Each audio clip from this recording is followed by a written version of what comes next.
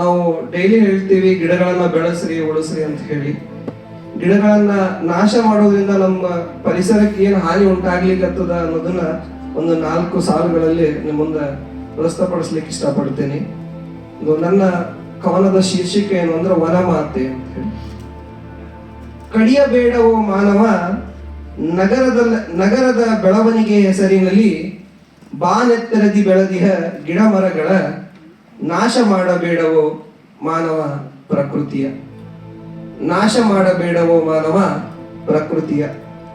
ನಿಸರ್ಗವು ಸಹಿಸುತ್ತಿರುವುದು ನೀ ನೀಡುತ್ತಿರುವ ಕೀಟಲೆಗಳ.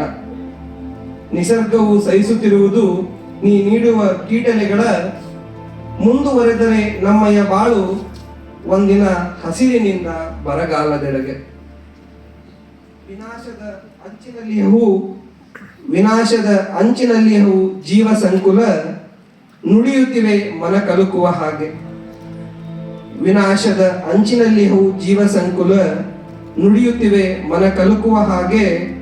ನಾಶ ಮಾಡಬೇಡವೋ ನೆಲಜಲವ ಕ್ಷೀಣಿಸಲಿ ವಿನಾಶದ ಅವ್ಯವಸ್ಥೆಯ ಜಲ. ಕ್ಷೀಣಿಸಲಿ ವಿನಾಶದ ಅವ್ಯವಸ್ಥೆಯ ಜಲ.